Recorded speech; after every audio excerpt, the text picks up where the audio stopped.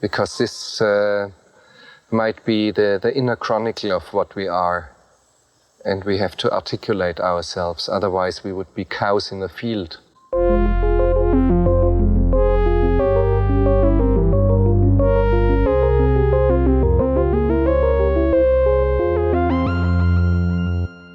Welcome to Cows in the Field. This is a show in which we discuss philosophical themes in popular films. My name is Justin. I'm Laura. I didn't even bother to write it out this time because I was feeling lazy and I do not need to write the entire intro. I know my name. The intro. Yeah. Today is a kind of an important day because we've had this podcast going for 5 years and we've yet to cover an animated film.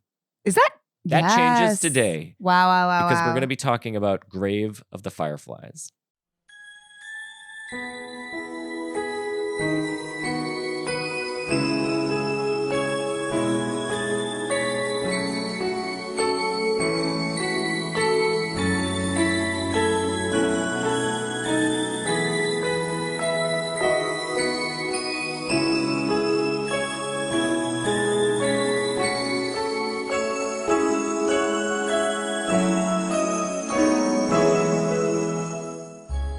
Welcoming to the show, we have Sam Liao. Sam is a professor of philosophy at the University of Puget Sound. He's an expert on cognitive science, social philosophy, and aesthetics. Welcome to Cows in the Field, Sam.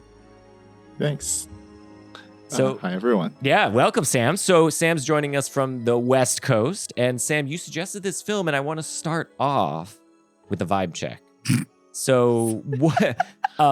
It's a downer film, but still. I'm sorry, we're just all so old to say vibe check. Still.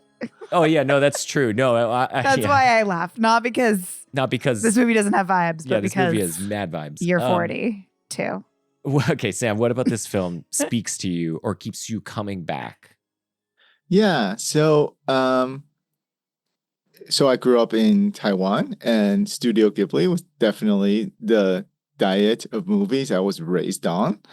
So I love lots of movies from the studio, and I don't know if this one was actually my favorite when I was younger. Probably, I think Castle in the Sky was probably my favorite, actually, because that one has like more adventure to it. But I feel like this one has a very different vibe from many other Studio Ghibli movies. And I think maybe that's why I come back to it more as an adult. And the story, so again, I watched this first time when I was quite young. I don't actually remember when, but I would say definitely like under like 12. Wow. And it certainly is memorable. Mm-hmm.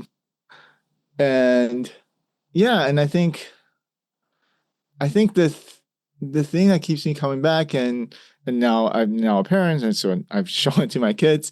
I do think there are some kind of universal lessons, themes. I don't know if there are lessons. It seems like there are. It's about this particular moment, right? But it's not as if these things are entirely alien to our world in right now, 2025, or it's not alien in 2000.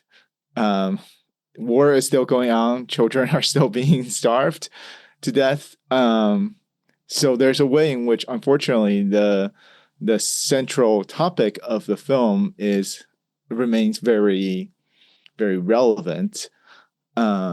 But yeah, I think I also might just like downer movies. So I think you do like downer movies, Sam, because I think you when I put out my I was asking for the top downer movies. I think you were one of the people. Did you give us Dancer in the Dark? I think you were one of the people who suggested Dancer in the Dark. Yeah, that is an excellent downer movie. Yeah. Oh my God, what is wrong with you? Sam, you know what's so funny to me about this is that you are such, like, as hopefully people are getting the vibe off of you right now, you are not a downer person. You're very, like, chill. No, he's not a human Eeyore. Yeah.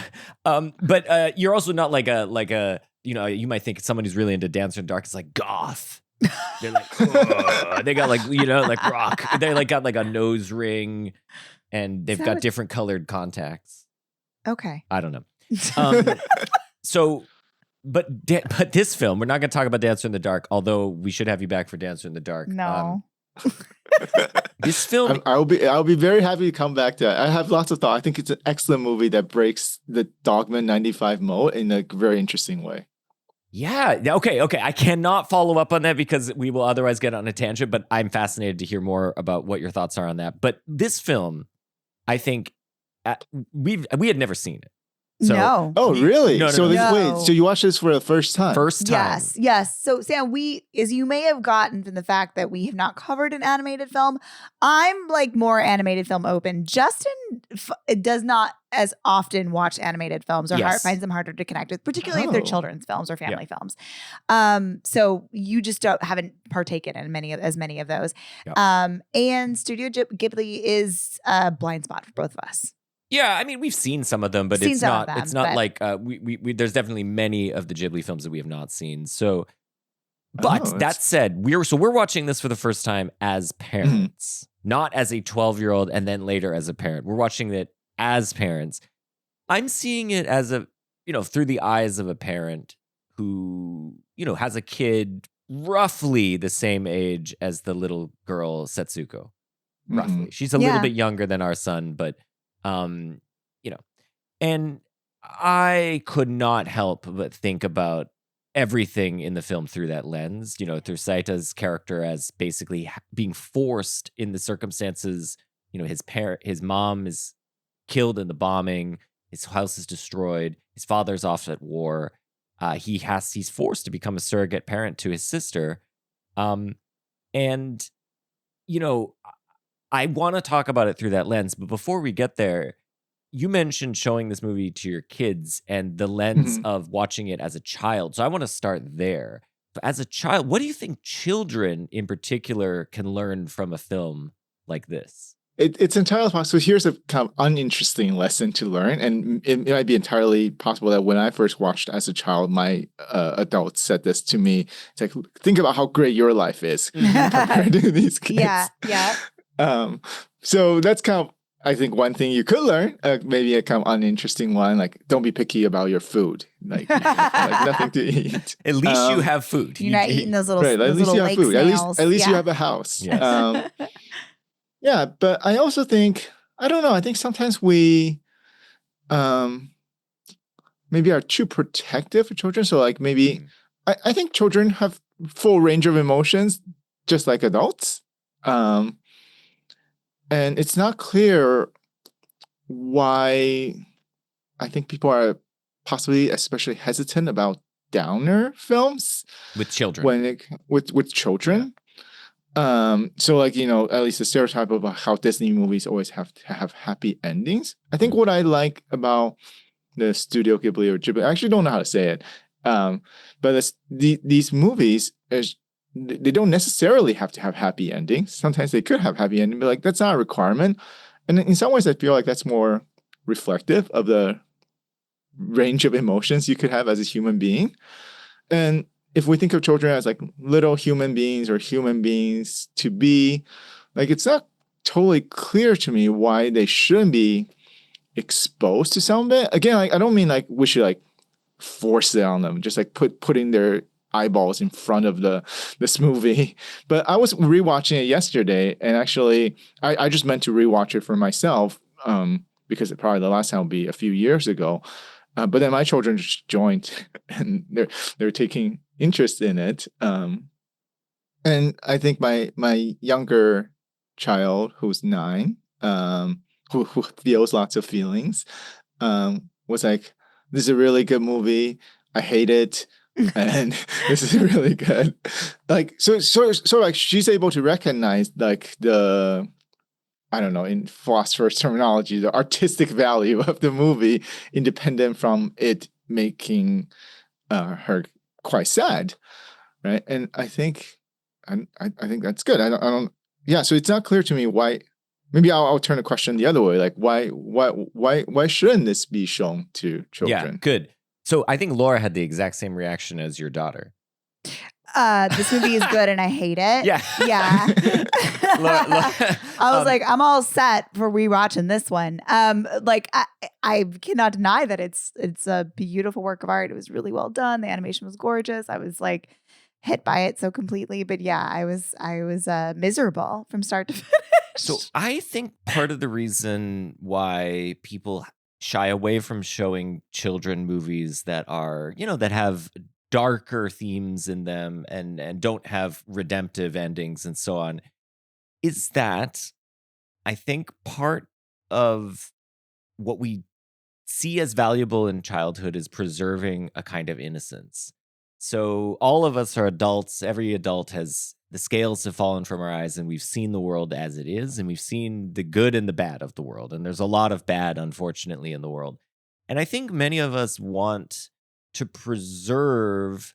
I don't know if there is more to it than just that we see it as an intrinsic value in and of itself, the innocent pre-lapsarian state of wonder that children have towards the world. That's not that is one in which stories have happy endings, things work out in the end, and so on. And the reason I mention this is because I actually think the greatest tragedy of the film Grave of the Fireflies is not the suffering of the children, but the fact that in their suffering, they lose their innocence of their childhood.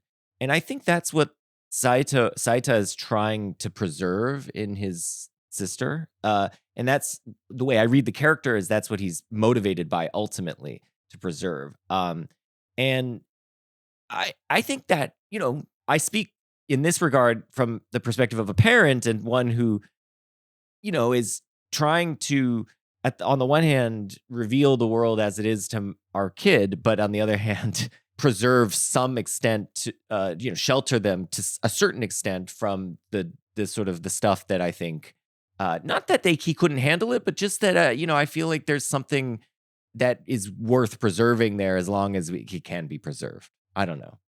Maybe it's a desire. Maybe what it is it's a desire for me to return to that prelapsarian state, and maybe that's a mistaken desire. But anyway, I think too, we want to protect our children because that,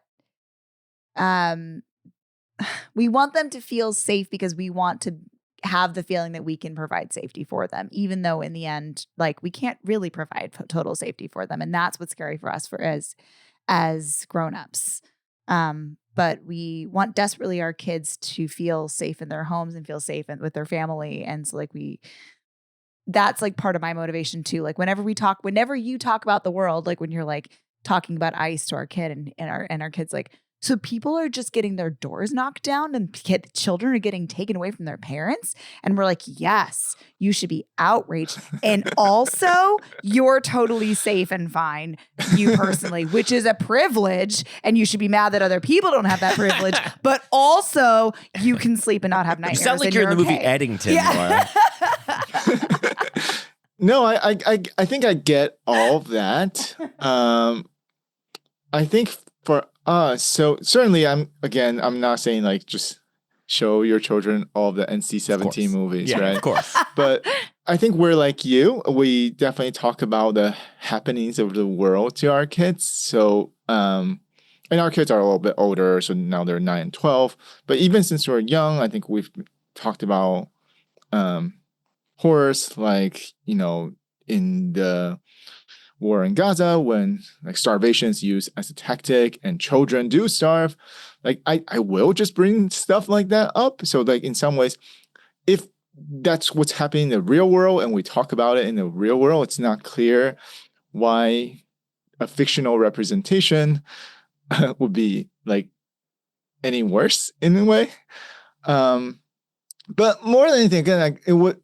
I want to emphasize it's more I was just watching it and they just found it interesting to come. So then maybe it sets the default a little differently, because then it'll be no, shoot, you should not be watching this. And I guess I definitely don't feel that.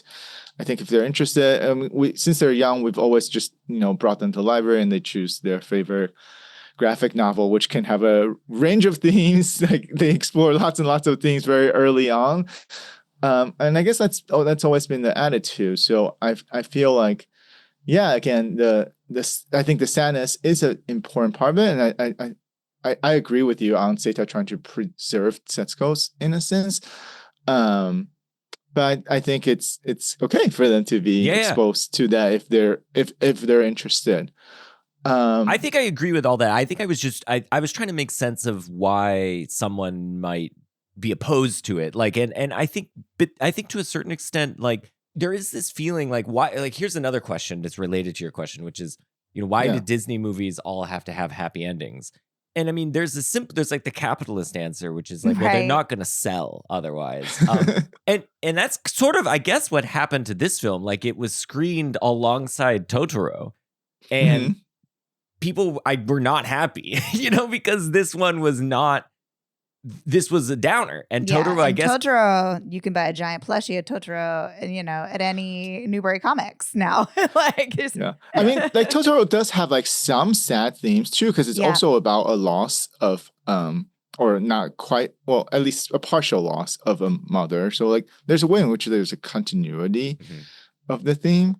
But yeah, I think that's kind of really interesting. The two were screened Yeah. with one another, and I don't yeah, I actually don't know what people's reactions were. Can you say a little more like where you have So this was like doing some very basic internet sleuthing, mostly on Wikipedia. The vibe that I got off of that was the reaction to this, even in Japan in 1988, was sort of, they were not like families were not happy. I think they felt a little bit misled. And, especially with it, I think it screened after Totoro. So it was like the double feature, and it was Totoro first and then this. Oh, you need to I actually follow couldn't it up. find Oh, okay. like what's the right sequence. Oh, okay. I don't know. I think I saw that think, somewhere. I think some people think like they're not screened in like any particular sequence. It's just sort of up to the cinema. Uh-huh. And sort of like so let's suppose like that is the right sequence. Do you think like the other way would have made it better? Do you think it would be better to watch this movie first and then get the Totoro as the chaser? The palate cleanser? They need a palate cleanser. We do talk about the palate cleanser on this film. On this podcast. Yeah, We've had to do a few of those in our day. Yeah. Usually it's actually for a really bad movie, though. But if I'm really like, I can't watch. I mean, I had a hard time going straight to bed after this one. You could have used a little Tim Robinson or something to lighten not the Tim mood. Robinson. What's wrong with you? That one's also Well, I would. Yeah, something light. Yeah. That's what I think. A That's little warmer. If I were programming it, I would have put it in that order. And just because I think people leaving feeling a little bit on an upswing rather than a downswing. But what would you do, Sam? Would you? It feels like you're pulling the rug out from under them if you put Totoro first. Well, but then I feel like if you do it the other way, I don't know, maybe some people just leave and they never make it to Totoro. Fair enough, yeah. I guess that's true.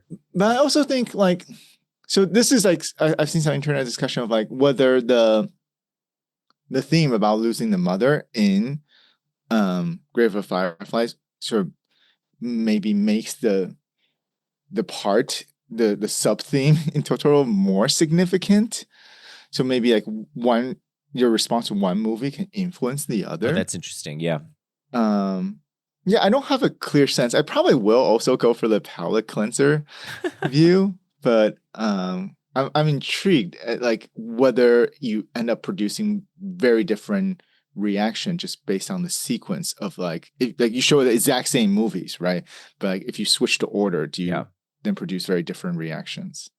Yeah, that's really interesting. Yeah, you're right. That sort of the way you're primed by watching, especially because when you program a double feature, the audience is primed to think about the ways in which the films are connected, and so they're naturally going to think about one in terms of the other. And so, as a programmer, I do think you have to think about the benefits or disadvantages of going in one direction rather than the other, and not in terms of the sort of what light can be shed for the audience on one or the other film by putting them in that order. So that's really interesting, and I had not thought about that.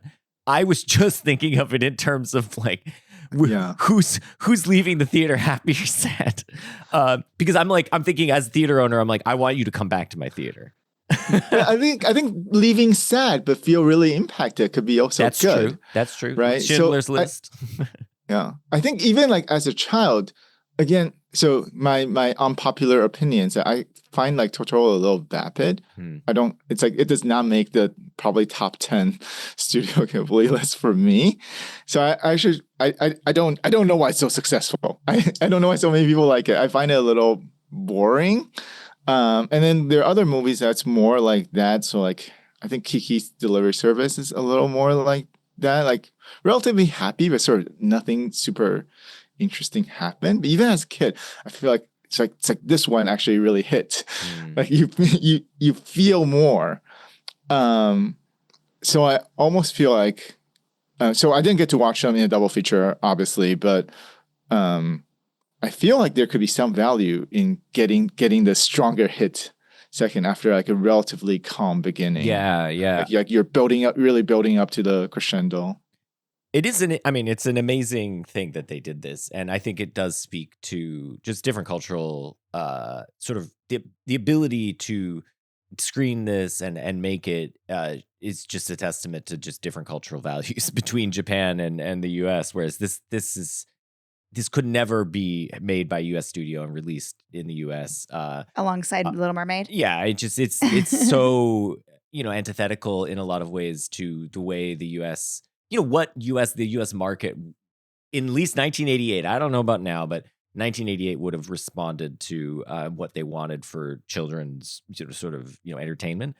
But I was thinking a lot about just sort of the perspective that the film wants us to adopt with regards to all of the characters in the film. So clearly Setsuko is, she's the innocent, and she is to be protected. Her, her innocence is to be protected. Her safety is to be secured, and so on.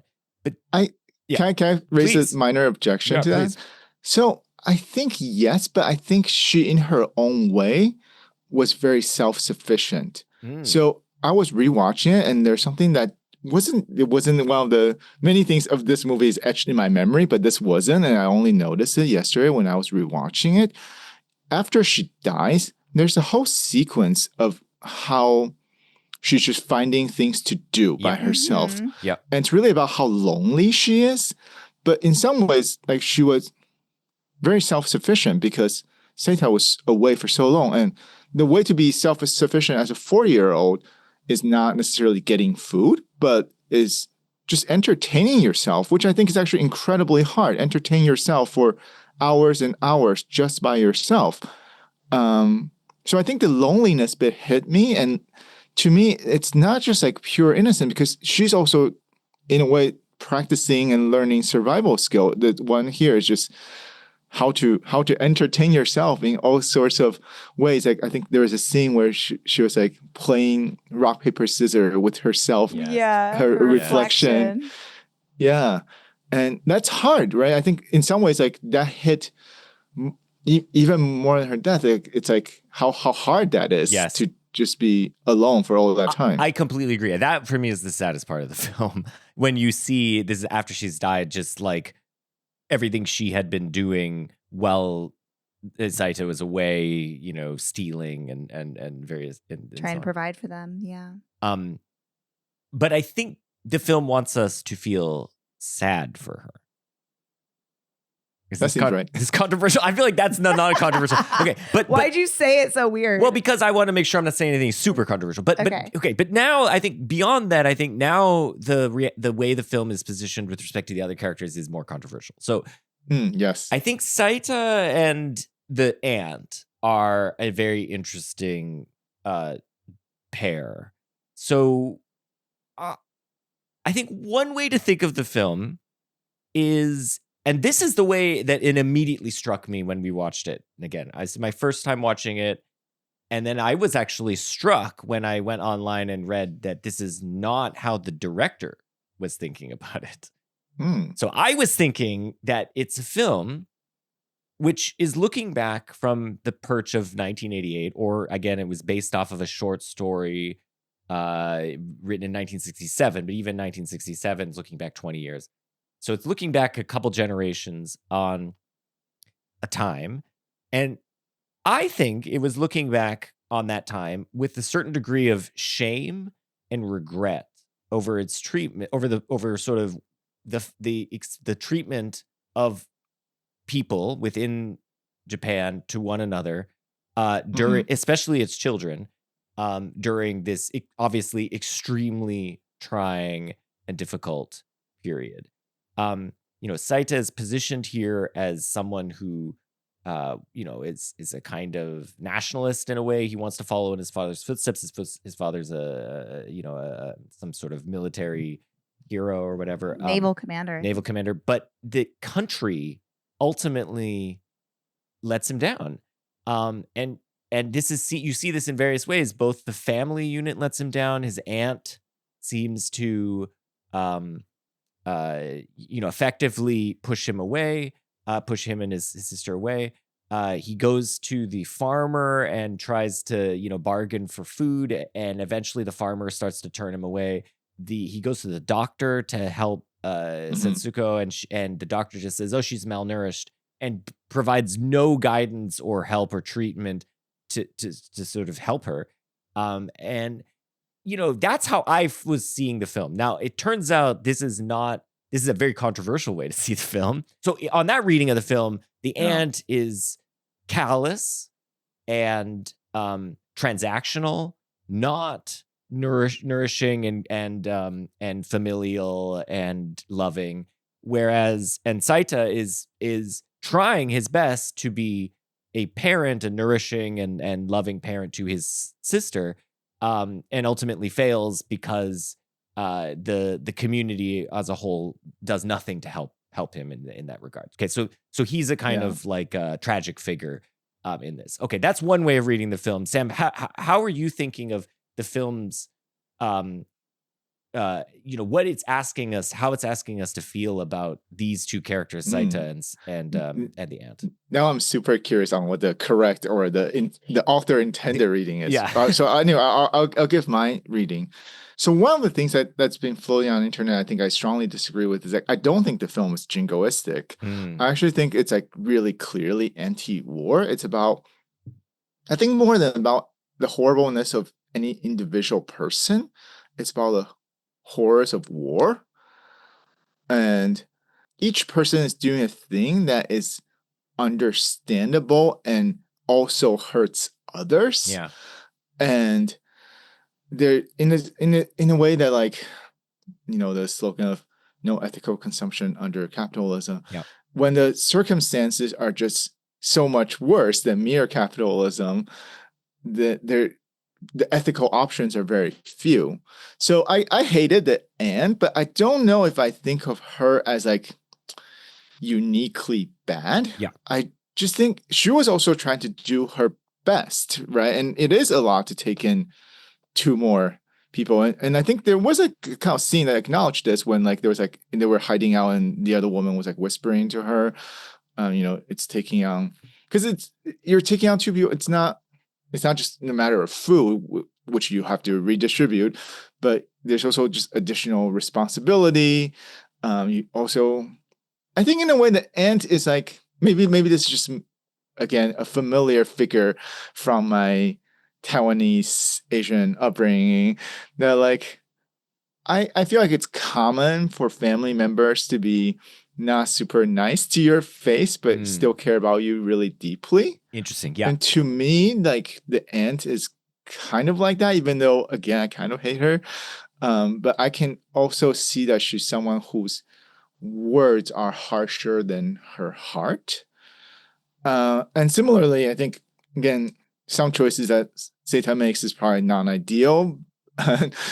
But like, I really think it's more about the horribleness of the circumstance that everyone was placed in, rather than trying to pass a judgment on any individual person. So that's my read of it. Yeah, I really like that too. I was thinking about, the other way I was thinking of it is it's just a film about how war turns everyone into a villain in some sense. So the circumstances are just so bad that, despite your bare best intentions, you're pushed to the brink, and it's like one against one. I mean, all against all. I mean, the other example of this is when the farmer catches Saita stealing, and he beats the shit out of him and drags him into the police station, and the police officer has to intervene and be like, "Hey, like, chill out. This kid's a minor," And I in maybe in the Japanese context, that's not like an amazing revelation, but in the U.S. context, just imagine like the ICE agent being like, "Hey, you're going a little hard on this, Right. on this person," It's like, whoa, this is bad. The police officer has to tell you to stand down. It's just the society that's being depicted here is one in which everyone has closed their doors on everyone else, you know, and that's I was thinking that the film is negatively is seeing that in a negative light. Of course, to your point, Sam, it's brought on by the horrific circumstances of the war and everything. So it may even be a rational response in that circumstance, and that's partly what's, you know, immoral about the circumstance. But you know, but did you know, how are you thinking of the film, Laura? I'm just kind of curious because you are one of these people who's like, I appreciate it, but it's a downer. But I hate it. Yeah. In terms of like good guys, bad guys, Sort of, yeah. Just in terms of how the film is positioning us as an audience with respect to these various characters and their actions. I mean, I think I was having a lot of fun hating on that aunt, you know, at every turn when she started getting a bit more. But I do agree too that I think like she's in a tough spot. I think the film recognizes that. And I think you're right that, Sam, that her bark might be, you know, louder than her bite, or harsher than her bite. But there is that scene too where I think that's her daughter, she's living with her daughter and a lodger, right? And her daughter's like, were you kind of tough on them again? And she's like, well, I might have been, but they didn't apologize, you know. And it's like she's under a lot of stress. She's not always acting her best. And then she's too proud to apologize, to say that she messed up. And he's too proud to say that he messed up. And like, they're not really, you know, being able to sort of work it out to one another because they both have their pride has been hurt. But they're both like terrified, you know, they're both like living in these super, super abject horror.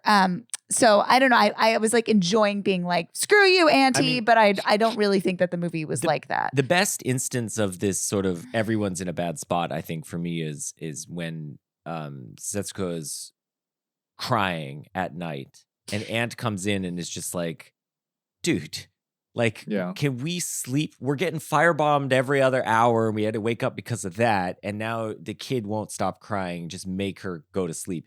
And you see, of course, the aunt might be, she's sleep deprived. She's like, I need rest. Yeah. And of course, you also see, like, you know, Seita's like, what the fuck am I supposed to do about this? How do you make a kid stop crying? We all know if you've got a kid crying. And she was crying because like her mom is dead. Her mom's dead. Yeah. She has a legitimate reason to be crying. Also, the aunt told her that her mom's dead. That wasn't nice, aunt. But yes, sure.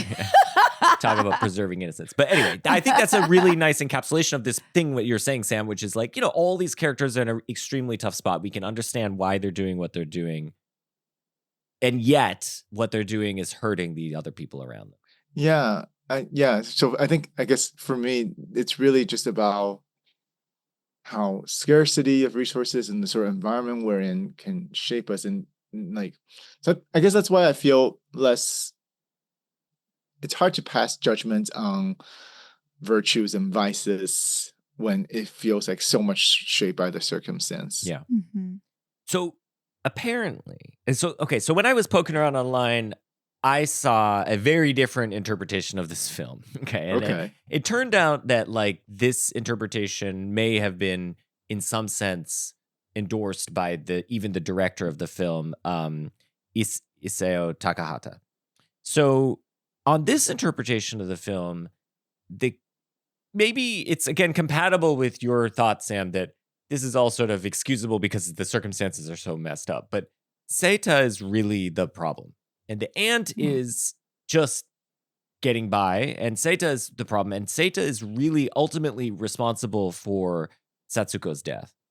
And the reason is because he chooses, he's actually in a decent spot on this reading of the film just to stay with the aunt. All he has to do is suck it up, eat a little bit less rice, you know, calm down Satsuko when she's crying, and just stay there, and they would have been fine. But instead, his pride, in particular, his irritation at the aunt's cutting remarks, which she makes several. You know, she calls them pests, and she says like, "Just go live in the cave" and stuff. Drives him to take Satsuko out to the cave, where she ultimately becomes malnourished because she doesn't have sufficient food and so on. Because they're eating, what are they eating? What did you say they were eating? Like river? I think those are like tiny little snails. Little snails or something. And you know, their rice rations are gone and so on. So on this read of the film, the problem is really Saito. Like, he is a deeply flawed character, and his ultimate flaw is his sort of stubbornness and his pride. And now, apparently, Takahata said, I mean, this is just Wikipedia, but like, I didn't bother to dig deeper into which interview in which he said this, but it was quoted, and he said basically like he in 1988 was trying to make a comment about Japanese youth in the 80s as being roughly, wouldn't have put it this way, sort of too coddled to just endure roughly the sort of the whatever is being given to them by the patriarchal society. And instead of just accept it and just think, okay, well, that's what I'm supposed to do as a child. I just have to accept and submit to my elders. They stubbornly refuse it and try to go their own way. And this is like in a way a cautionary tale for going your own way, because again, on this reading of the film, if they had stayed, it would have been just fine. Okay, so that's this other read where in fact, actually, like Saito is not the villain, but it's his mistake. He's a tragic and a flawed character. Yeah. What do you think of that? I think I'm more okay with that because it was based on like a memoir or autobiographical story, right? So I think what I'm okay with is feeling that way. Mhm. Like the protagonist, who is the correspondence here, is Seita, feeling like he could have done better. Yeah. And he feels guilty. Then like if he just sucked out his pride. Like I think that all makes sense. And I think that's still compatible with just how horrible the circumstances are. And in a way, like I think a kind of us refusing to acknowledge that we sometimes, but probably especially in horrible times like wars, don't have that much control over our own destiny. Mm-hmm. Even retrospectively, it's like we want to take responsibility. We want to express those emotions associated with those taking responsibility, feeling guilty, feeling shame. So I think that makes sense from a kind of like protagonist perspective.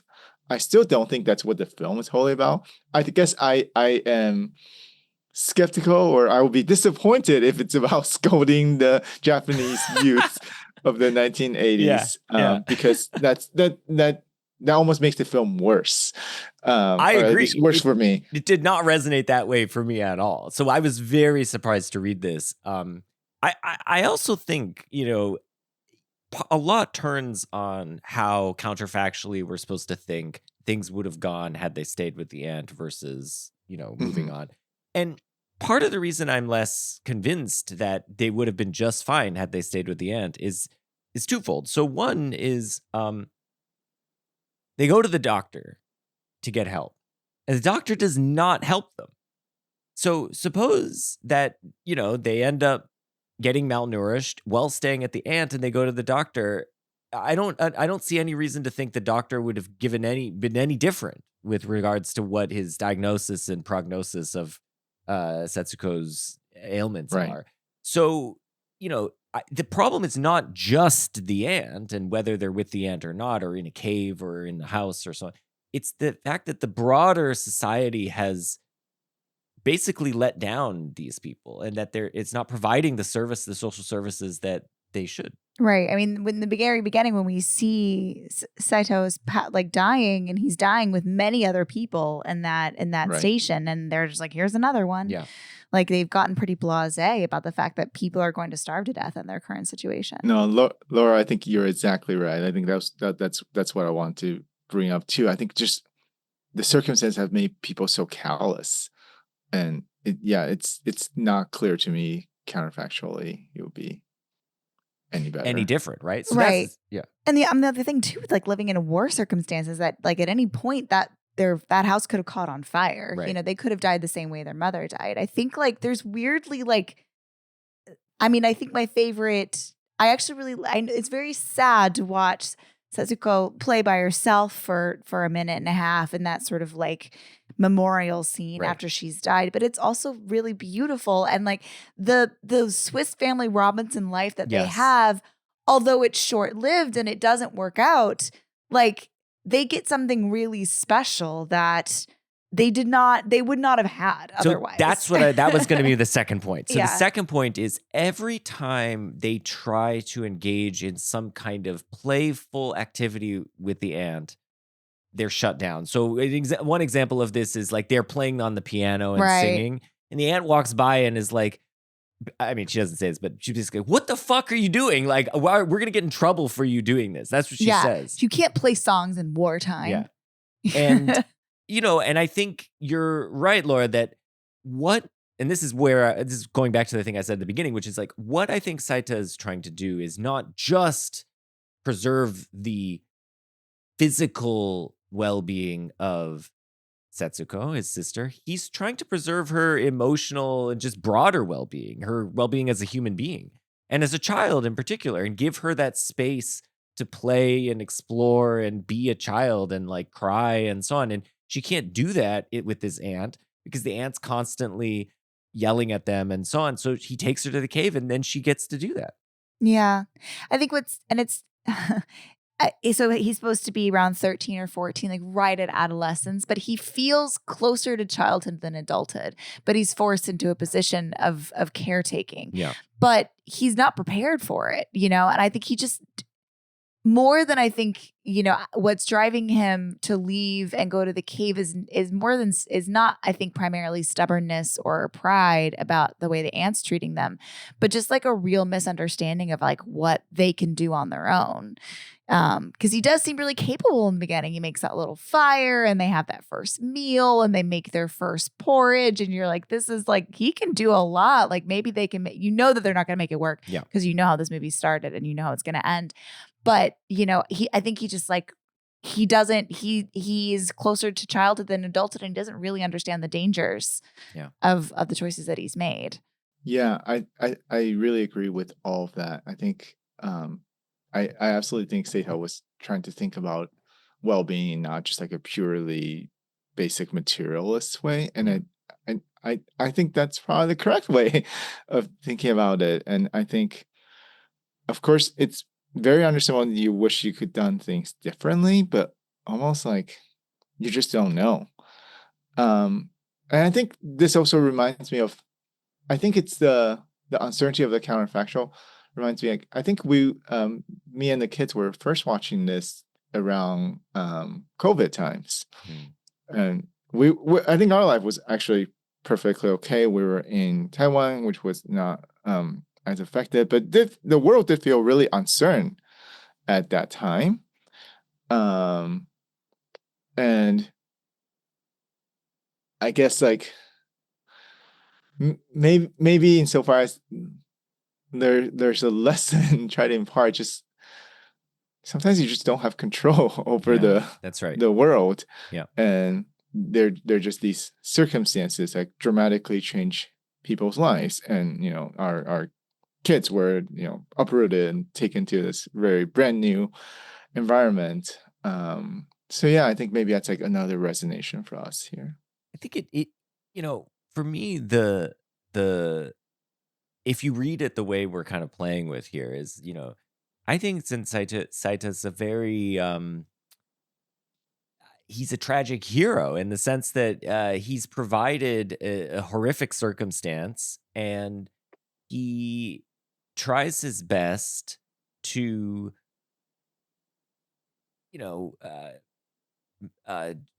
this is why I was talking about preserving innocence, but give his sister a childhood, a childhood that he had and that he thinks she should have, that has a certain degree of innocence and play and so on. And he fails, but not necessarily because of anything that he did wrong. I think that's what's so sort of tragic about it is that like he thinks he can continue to steal and trade and whatever and get food and things this that way. But the film, suggests, I mean, it's very actually obscure to me actually why Setsuko's condition worsens while they're away. Because they seem to be eating basically what they're eating with the aunt.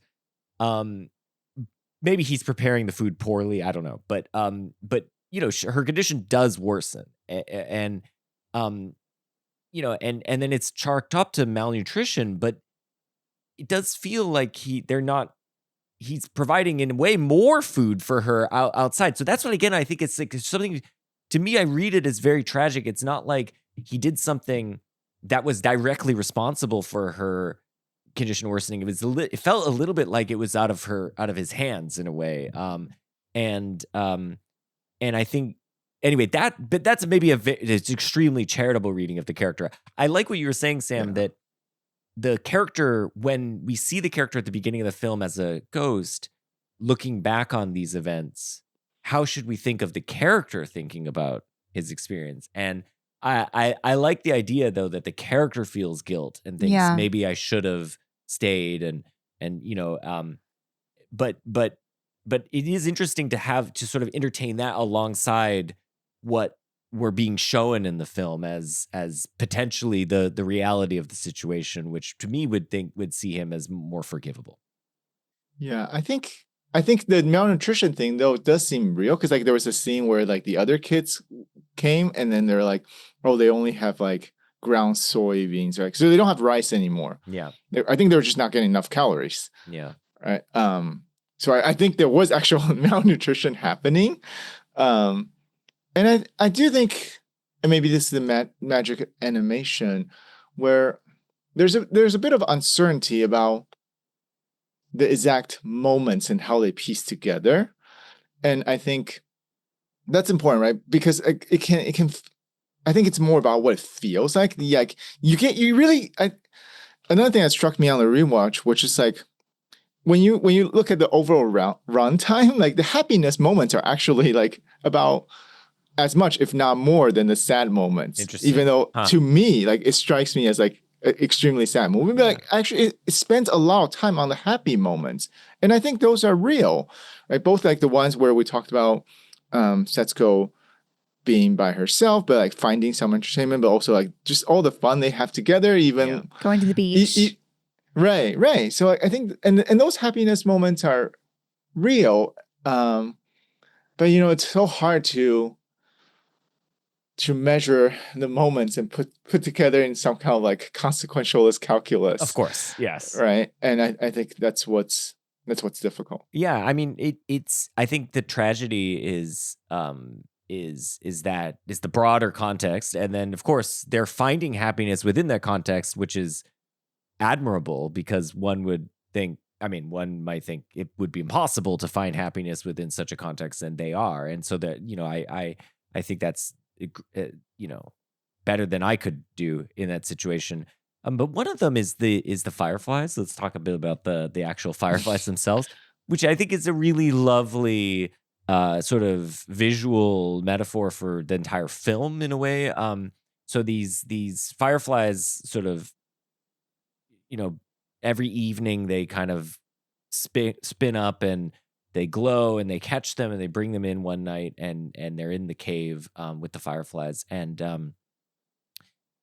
they're sort of illuminating the cave, and the thing that Saita thinks about in this is the naval parade that he saw his father in. I guess probably at the beginning of the war, when they were going off to war. He's like, the lights, the dazzling lights, sort of remind him of the fireworks and the stuff of that parade. And then the other thing that the Fireflies seem to explicitly call to mind are the fire bombs that are being dropped by the U.S. planes as they fly overhead. Right, they're they kind of look like little glowing, sort of cylindrical fireflies as they come down. So there's this sort of equation between these fireflies, which are a source of joy, a very fleeting source of joy, as then they have to bury them the next morning. But equation with those and war, and death itself, which is. I'm not sure exactly what to make of that, but I'm curious what you guys think. I mean, that it did seem to be the central sort of visual metaphor of the film. Huh.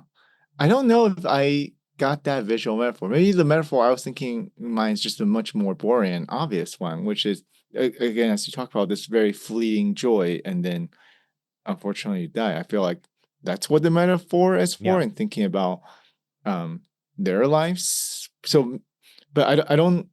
I think I didn't have like any thoughts about why it was calling up the war imagery. Yeah. So I didn't think about that. I'm just It's really curious interesting. do you have thoughts on that, Laura? Like, I don't know what to think of it, but it does seem to me like that's connecting the various sort of motifs of the film, like war, death, joy, and burning brightly, and the kind of, the speed at which these things are burning out.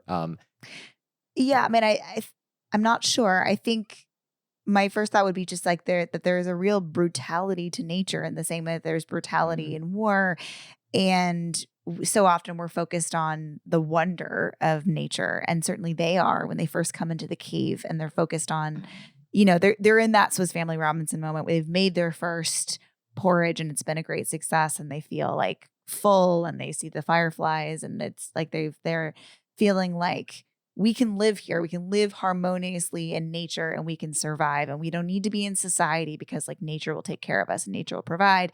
And nature can sometimes provide, and sometimes it Does is not. fucking brutal. And they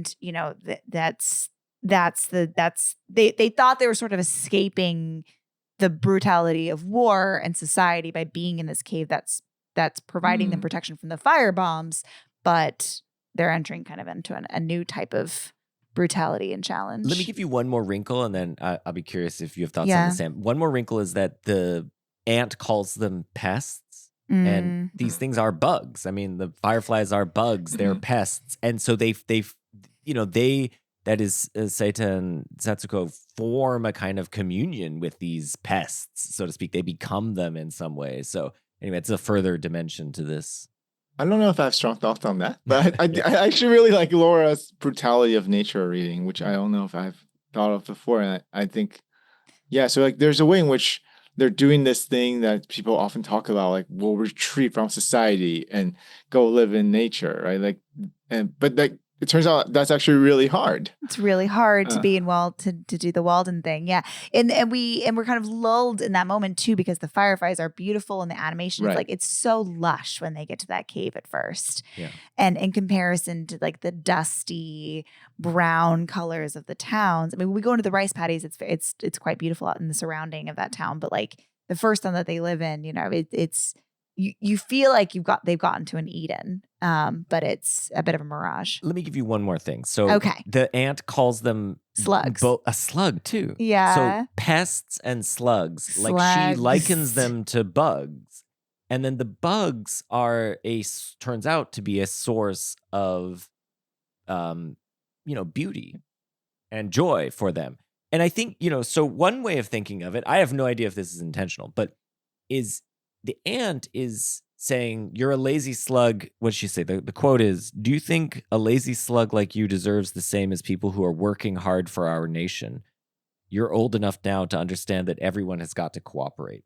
So she's contrasting the lazy slug, that is the pest, that is potentially the firefly, with the hardworking, cooperative, obedient citizen of Japan. And if that's right, I think what's kind of interesting is the film is rightly seeing a tension between these two things. There's the self-determination and what you might think of as, broadly speaking, aesthetic joy of just being able to burn brightly, shine brightly in the world, and carve your own path and be an individual and do your thing. And the conformity, the demands for conformity that society requires of us in order to function and operate within its bounds. In order to have longevity. You need sort of both of these things in a way. The firefly can't, they become fireflies in a way and burn out without society. But, the reconciliation of these two things is hard, right? It's not that maybe they can't be reconciled. Maybe they can, but the film doesn't, is just sort of like revealing that tension between these two sort of desires within us. And I kind of like, now that I'm thinking of it in those terms, that sounds kind of interesting to me. I hadn't thought about it that way. I'm just trying to working this out on the fly. Anyway, Sam, what do you think? I feel like as far as like the connection to war goes, I probably favor just a ultra pessimistic reading of like something like disposable humanity, where like war turns all of us into such disposable bodies. Like when one person dies, it's a tragedy. When so many people die, then it's just like, well, whatever. There goes another one, as the cop says in the beginning of the movie, right? So there's a way in which the way they treat the insects, but also maybe the way we treat insects is like that, right? For them, I mean, I think Seta is probably old enough to recognize the fireflies will die, but he still treats them as disposable to bring that moment of joy for his sister, and ultimately they die. So I feel like there's a way in which war turns us into that too. Yeah. So I think I feel like as far as this analogy goes, I would go for just really, really pessimistic, ultra downer reading of how it's just a sign of how we're all made so disposable. Yeah. I like this. And because I think it dramatizes and brings out what is worth preserving about Satsuko. So Satsuko takes very seriously the deaths of the fireflies, and she builds them a grave and she buries them. Mm-hmm. She honors them in a way that, because she has still that innocence, that is that innocent mindset of like, every life is sacred and so on. She hasn't been tarnished by the realities of war the way that Saita has. And so I think that, that just again dramatizes what's worth preserving in childhood. That like that feeling of sort of venerating life or whatever, that and finding joy in these things. And that's what's lost by, in almost every other character who turn, like, especially look at the doctor, who's just like, yeah, she's sick. What do you want me to do about it? Like, there's 400 sick people waiting outside my door. That attitude, which we find, I think, rightly repulsive. But on the other hand, we also understand why you would come to form that kind of callous attitude if you're just surrounded by such death and destruction and need. Right. And because like, Setsuko did get told by the end that her mom's dead, but she, like Seta, like watched her in bandages, watched like maggots crawl on her and like throw her into the pit and just burn her up with all these other bodies and taking back some ashes that, as my child aptly points out, like it may not even be her ashes. Yeah, that's right. It's just like mixed up lots and lots of people. Lots of people, yeah. Yeah. And she continues to grieve. I mean, that's the other thing. Like Seta does not, I mean, he grieves periodically throughout the film. Mostly though, as far as if I remember, for Setsuko and for her innocence and loss of innocence, like when it's revealed to her that her mother's dead and so on. Like those are the moments when he grieves. He doesn't allow himself, I think, to grieve that much for his mom or just for the circumstance, and because he can't, because he has to bear that responsibility, Yeah. I think he's also holding on, because he is a child, he's holding on to an idea that dad's coming back too. Right. And so I think when mom dies, he carries the box around, but he can't, like, he doesn't do what he does for Setsuko, where he puts it into like an important container. He puts it like, he doesn't, like where he puts her ashes into the drops bottle. Like, he doesn't quite know what to do with mom. He doesn't know where to put that grief yet. He doesn't know how to like acknowledge it yet. He's just sort of carrying it and like literally hiding it places. Wherever he goes, he just tucks it away. But I think it's because he thinks dad will come back. Like when he tells Setsuko, like, oh, dad's gonna be mad if you're not eating. Like, I gotta make sure you eat. He really in part believes it. Yeah, he truly believes it. You can see that when he finds out dad actually has died, and he's like, he's mad at him, like, I hate you, dad. Like you were the person who's supposed to save me from all this and take me away from like having to be this caretaker.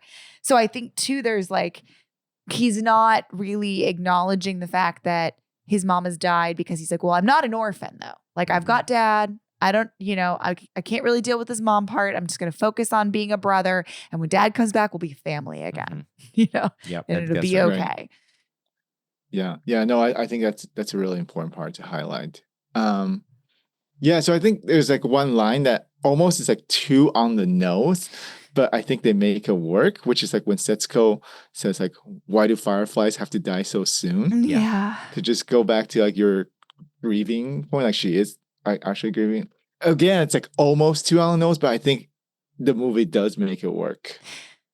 I think so. I think because the movie's not too pedantic or overtly explicit in so much of But it. it's so crucial to me that underscores what's the deep, and I got just going back to what I said at the beginning, the saddest part of the movie is her coming to realize the horrors of the world. And that's just deeply sad, and she never gets beyond that because she just dies. Like she never gets to reconcile with the fact that the world sucks, but there are good things too. She just sort of loses her innocence and then dies. And I think that is tragic. I don't know. Yeah. I mean, that going back to your question of why do we worry about showing these kinds of things or letting our kids know about the sort of atrocities of the world is I think kids really struggle with living in the gray, and they're very black and white. And I can somehow manage to see images of Gaza and know that these things are happening in the world and still function. And I think that's it can be kind of overwhelming and all consuming for kids. Yeah.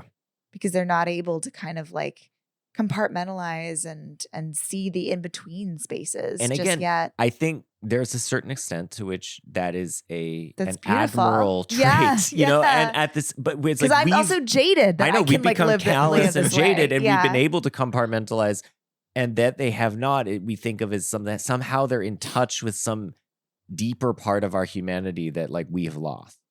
Yeah.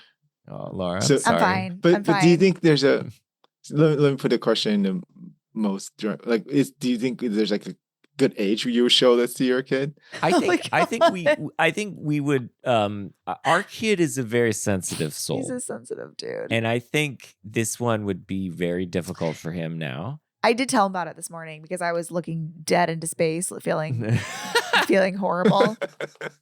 He was like, "What's going on, Mom?" And I was like, I watched this movie last night. And he's like, "What happens?" And I told him, I was like, "There's two kids, and then their mom dies, and then they starve to death." And Ethan's like, "So they all die?" And I was like, "Yeah, they all die." And he's like, "Wow." But we didn't get I feel like this one would rock Ethan. I don't know. I think here's another reason, just to kind of put a bow on this whole idea, is I think the one way to think of the human condition is that we have to find some way. Maybe it's impossible, maybe it won't happen, but we have to find some way of reconciling ourselves to the fact that the world, as you put it, Sam, is not in certain ways under our control. The circumstances are given to us, and sometimes they're horrible. They're not what we would want. And we have to find some way of finding, not just soldiering on and getting through it, but thriving and within that circumstance. And I think that is a deep part of the human condition. And I think one of the things that, but that is extremely difficult in many circumstances to do. And I think what upsets us with and what we see in children is the unending the unending well of optimism that the children have, that we have sort of has been atrophied in us, and we want to but on the other hand, we also recognize that their journey is not complete. They have not yet encountered the things we've encountered. They will have to someday encounter those things and reconcile to them the way that we have, or reckon with them or whatever. And I think our lives are just, you could think of them as this unending sort of superstructure of just coming to terms with these things over and over again in various ways, and then trying to flourish within that structure. And and some people not being able to do so, of course, and then that's tragic. But And I kind of think like, for me, like I don't know. I feel like for our kid, we would want him to have more, I don't know, resilience before he's exposed to, it's like whenever maybe start with Totoro first. Exactly. Oh my God. Exactly. Sam, I showed my kiddo, this was last year, but he has now since seen part of it, I think. But I showed him, I heard people love Paddington. So I was like, hey, do you want to watch this movie about a bear? He's like, show me the trailer first. Cause that's what he's like, I can't tell you if I'm going to like this movie or not. Cause I need to get a taste first. Cause he's very suspicious of new things. He likes to watch the same movie over and over again. So I show him the trailer for Paddington and his face like turns stony. And he's like, that bear is in peril. Never show that to me again. Yeah. He also was like equally pissed when I read him the Lorax. And he was just like, why would you read that to me?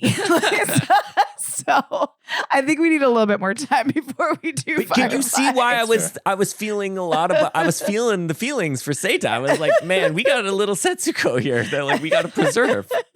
Yeah. Yeah. No, I can see that. Sam, on that note, thank you, really, truly, thank you so much for both suggesting this movie and coming on to talk to us about it. Yeah, it's great opportunity. Thank you so much for having me, and I'm glad this is the first animation episode of your podcast. I can't believe it. We'll have to do more. Sam, bring me back for all the other downer movies. We're gonna have Sam to on. Rehydrate first. Yeah, we'll have. You know what Laura's most downer movie of all time for Laura is? Have you seen the movie Lion? Oh man, I don't know. It's a movie about like a kid that gets lost and like he gets lost. I cried for the whole runtime. It's so funny watching Laura watch Lion. Sam, so you've written tons of academic articles, but you've also written some sort of popular articles. You've written for Aesthetic for Birds. Is there anything that you want to plug, like social media stuff or things that popular stuff you've written that people might be interested in reading? I don't know if I have anything to plug right now. I hope I've been writing this book project in some ways resonating with the theme about how a lot of our cognition is shaped by the environment that we're placed into. So there are academic articles on this, like one's called Oppressive Things, and it's about how we become unwitting agents of oppression because of the environment we're placed into and the things that the tools we have in the world. I'm in the process of trying to turn it into a book, and that's been a long and ongoing process. But yeah, I guess that's the thing I want to plug right now. That sounds great. Well, check out. So you've written some stuff on like separating the art from the artist, and you've written just for Aesthetics for Birds, and some stuff about you've written about like the concept creep with the word racist and stuff. So these are things I think like people can who might not like have like a background in academic philosophy, but could totally like get into. These are really super interesting articles on important topics. So people should check that out. Sam Liao. And what is your you're on Blue Sky, right? I'm on Blue Sky. Yeah. I have a website. Put that in the show notes or something. People can find my stuff. Maybe some of it will be pretty interesting. I do tend to have pretty wide interest in lots of different things. So maybe something there will catch. That sounds great. Sam, thank you so much for joining again. And we, for us, are at Laura's still crying. This is after this record, I have to give Laura a big hug. We are at Cowspot on Twitter and Blue Sky. You can find us on the web at cowspot.com. Please, if you enjoyed this episode, and if you're crying right now, go leave a review on Apple Podcasts.